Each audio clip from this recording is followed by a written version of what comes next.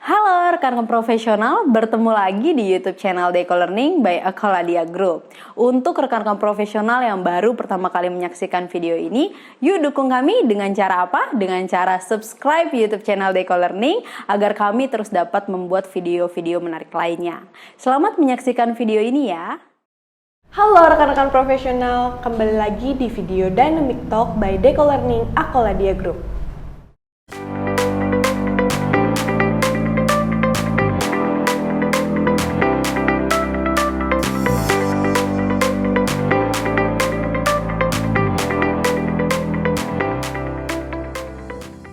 Nah, kembali lagi bersama saya Halima dalam video Dynamic Talk by Deco Learning Akoladia Group.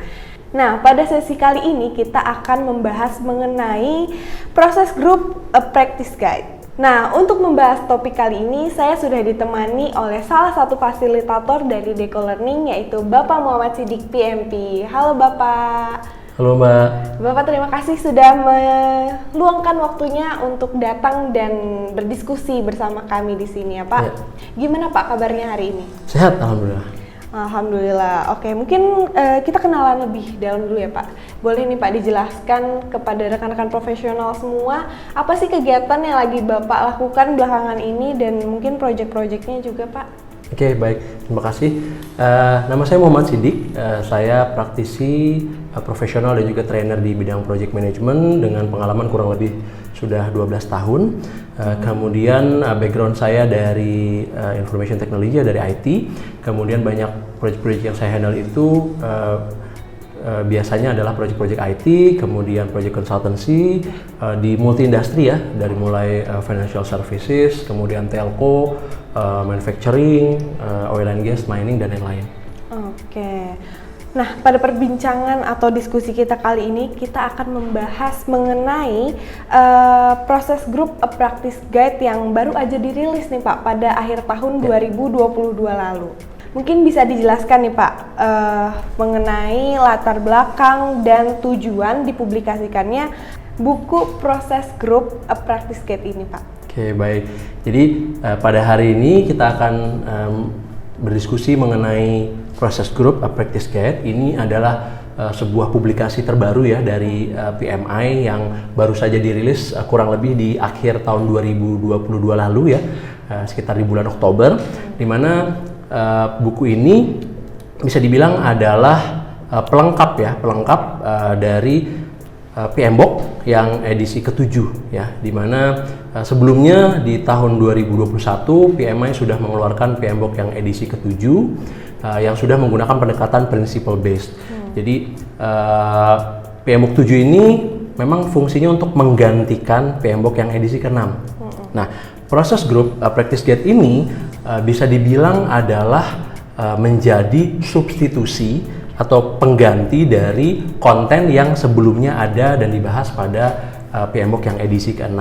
Yang mana di situ atau di PMBOK yang edisi ke-6 itu strukturnya itu terbagi berdasarkan proses grup dan knowledge area. Nah, proses grup practice guide ini nanti akan difungsikan memang untuk menggantikan ataupun menjadi pengganti dari PMBOK yang edisi ke-6 tadi. Seperti itu. Jadi dirilis untuk menggantikan gitu ya Pak, PMBOK versi ke-6. Kemudian bagaimana sih Pak keterkaitannya antara practice guide ini dengan standar dan panduan manajemen proyek lain yang sudah dirilis oleh PMI sebelumnya? Oke, jadi pada saat ini bisa dibilang PMI itu memiliki beberapa standar ya, beberapa standar. Yang utama tentunya adalah PMBOK yang edisi ke-7 ya, itu yang dirilis di tahun 2021. Di dalam PMBOK yang edisi ke-7 tersebut itu terbagi berdasarkan prinsip-prinsip ya, prinsip-prinsip project management serta project performance domain. Ya, bisa dibilang konten yang sebelumnya ada di PMBOK edisi ke-6 yaitu mengenai pembahasan proses grup, pembahasan mengenai knowledge area itu sudah tidak ada lagi di PMBOK yang edisi ke-7 ya. Secara umum ketika ada PMBOK edisi terbaru, maka PMBOK yang edisi sebelumnya akan di-retire ya, akan dipensiunkan. Nah, sedangkan PMI melihat bahwa masih ada kebutuhan ya dari para praktisi, dari para profesional di bidang project management terhadap pendekatan yang process based. Nah, pendekatan yang process based ini kemudian diakomodasi dengan adanya practice guide terbaru ini, yaitu dengan judul Process Group A Practice Guide. Ya, nah tentunya si Process Group A Practice Guide ini nantinya akan mendukung pendekatan yang process based. Ya, dengan adanya initiating, planning, executing, monitoring and controlling, serta closing. Yang mana itu sudah tidak ada lagi di PMBOK yang edisi ke-7. Nah, positioning dari si Process Group A Practice Guide ini nantinya adalah akan melengkapi, ya, akan melengkapi PMBOK yang edisi ke-7. Ya, untuk mendukung pendekatan yang sifatnya process based, atau mungkin secara umum bisa kita bilang pendekatan yang sifatnya prediktif, ya, atau yang waterfall. Nah, selain dari Process Group A Practice Guide, itu juga ada practice guide yang lain, yaitu untuk pelengkap yang pendekatan yang sifatnya agile, yaitu namanya Agile Practice Guide yang sudah dirilis oleh PMI sejak tahun 2017 ya pada saat itu. Nah, Agile Practice Guide itu untuk mengcover approach yang sifatnya agile. Ya, jadi ada yang untuk waterfall, prediktif yaitu Process Group A Practice Guide, ada juga yang untuk agile itu menggunakan yang Agile Practice Guide. Nah, satu lagi untuk yang pendekatan yang sifatnya hybrid, PMI juga sudah merekomendasikan buku ataupun standarnya, yaitu judulnya adalah Choose Your Wow atau Choose Your Ways of Working. Jadi si buku ini nanti digunakan untuk pendekatan yang hybrid, sehingga bisa dibilang saat ini secara umumnya ya induknya itu ada PMBOK yang edisi ke-7. Kemudian untuk mengcover 3 pendekatan atau 3 approach, yaitu waterfall, kemudian ada agile, dan juga ada hybrid, itu ada masing-masing bukunya. Untuk yang waterfall atau prediktif itu adanya Process Group A Practice Guide. Untuk yang agile itu ada Agile Practice Guide. Sedangkan untuk yang hybrid, salah satu buku yang direkomendasikan adalah Choose Your Wow, seperti itu. Oke, baik. Kemudian nih Pak, apakah bisa Practice Guide ini digunakan bersamaan dengan kerangka manajemen proyek lainnya? Oke, tentunya bisa, karena ketika kita hanya menggunakan yang Process Group A Practice Guide, itu sebenarnya juga bisa disempurnakan ya, atau bisa lebih perkuat dengan kita menambahkan konten-konten yang ada di PMBOK yang edisi ke-7 tentunya ya, apalagi di bagian mengenai Project Performance Domain. Kemudian di PMBOK edisi ke-7 juga ada konten mengenai methods, mengenai models, serta artifacts. Nah, itu juga perlu untuk di-consider ataupun perlu juga untuk diadopsi, sehingga nanti melengkapi apa yang sudah ada di dalam Process Group A Practice Guide. Oke, baik. Jadi kan Practice Guide ini adalah sebagai pelengkap ya Pak? Ya, betul. Bagaimana sih isi dari Practice Guide ini diatur dan diorganisasikan gitu Pak? Oke. Nah, secara umum sebenarnya kalau kita bicara konten, maka konten dari Process Group A Practice Guide ini secara garis besar itu diambil dari PMBOK yang edisi ke-6. Ya, diambil dari PMBOK yang edisi ke-6, kemudian disesuaikan dengan kebutuhan dan kemudian menjadi Process Group A Practice Guide. Ya, jadi sama halnya dengan PMBOK edisi ke-6, bab atau chapter 1, 2, 3 itu bicara mengenai fondasi ataupun dasar-dasar project management ya, dari mulai definisi, kemudian ada project environment, kemudian juga ada pembahasan mengenai role dari project manager. Ya, itu ada di bab 1, bab 2, bab 3. Nah, yang membedakan adalah kalau di PMBOK edisi ke-6, bab ke-4 sampai bab ke-13 itu dibagi berdasarkan knowledge area. Ya, dari mulai integration sampai ke stakeholders. Nah, berbeda di Process Group A Practice Guide, ketika masuk di bab 4 itu langsung bicara mengenai proses grupnya. Ya, jadi di bab 4 ada initiating, di bab 5 ada planning, di bab 6 ada executing, bab 7 ada monitoring and controlling, di bab 8 ada closing. Ya. Jadi sesuai dengan 5 proses group yang ada. Baru kemudian di bab 9 itu ada pembahasan mengenai inputs and outputs, kemudian di bab ke-10 itu ada pembahasan mengenai tools and technique. Ya, seperti itu. Oh, seperti itu. Kemudian apakah ada studi kasus atau contoh di dalam practice guide ini? Oke, Jadi pembahasan di masing-masing proses ya berdasarkan proses grupnya itu memang tidak secara spesifik disediakan case study-nya. Namun memang ada beberapa bagian yang menyertakan contoh. Lebih bagaimana supaya pembaca itu bisa lebih mudah untuk memahaminya. Nah, apabila rekan-rekan memang membutuhkan adanya suatu case study yang sifatnya lebih komprehensif, kemudian lebih applicable untuk industri tertentu, maka mungkin rekan-rekan bisa melengkapinya juga dengan mengakses ke projectmanagement.com. Ya, projectmanagement.com ini adalah salah satu produk juga dari PMI, di mana di situ banyak praktisi, banyak profesional di bidang project management itu men-share, ya, membagikan mengenai pengalaman mereka. Ya, beberapa juga mereka membuat artikel-artikel yang berdasarkan dari pengalaman mereka sendiri. Jadi case study tersebut mungkin bisa melengkapi pemahaman dari apa yang sudah dibaca dari practice guide mengenai proses grup ini.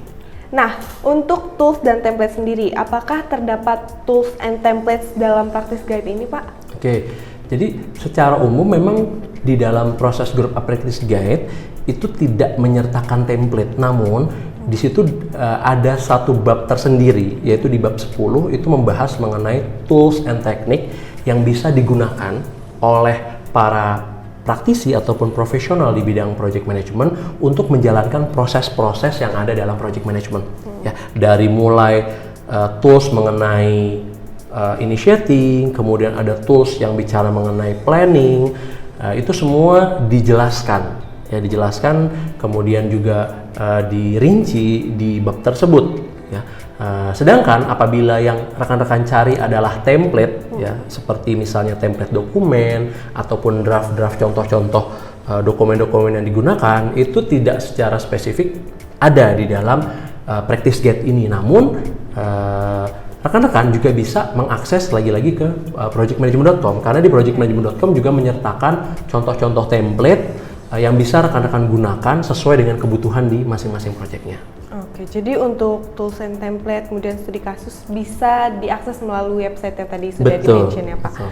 Gitu, oke. Practice guide ini bisa nggak sih, Pak, dijadikan sebagai referensi dan diadaptasikan untuk memenuhi kebutuhan spesifik suatu organisasi atau suatu project gitu, Pak? Oke. Sama halnya seperti PMBOK. PMBOK ini kan difungsikan sebagai guidance ya, di mana guidance ini nanti perlu untuk di-tailor atau disesuaikan dengan kebutuhan masing-masing organisasi, kebutuhan setiap project. Sehingga sama halnya dengan proses group practice guide, nanti ke depannya tentunya masing-masing organisasi, masing-masing project itu perlu men-tailor, menyesuaikan proses group practice guide ini ke dalam metodologi proyeknya masing-masing, sehingga pengaplikasian dari proses group practice guide ini untuk masing-masing proyek bisa jadi berbeda antara satu proyek dengan proyek yang lain, sehingga tentunya proses group ini bisa kemudian di-tailor, diadopsi, disesuaikan sesuai dengan kebutuhan spesifik di masing-masing organisasi.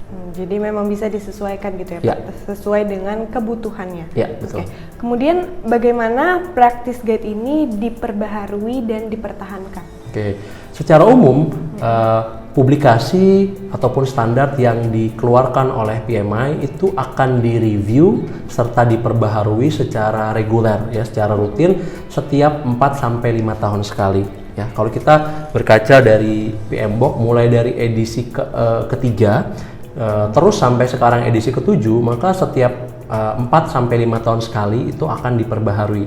Nah, karena ini merupakan suatu practice guide baru ya, baru dari tahun 2022, maka kita mungkin belum tahu ya kapan akan diperbaharui. Namun kalau melihat dari pengalaman di PMBOK, maka setiap 4-5 tahun sekali, maka PMI akan mereview apakah konten-konten yang ada di practice guide ini masih relevan atau tidak, ataukah masih ada yang perlu diperbaharui, perlu disesuaikan, dan lain-lain. Jadi disesuaikan dengan kondisi yang ada. Betul. Gitu ya, Pak. Jika memang butuh, berarti diperbaharui gitu ya.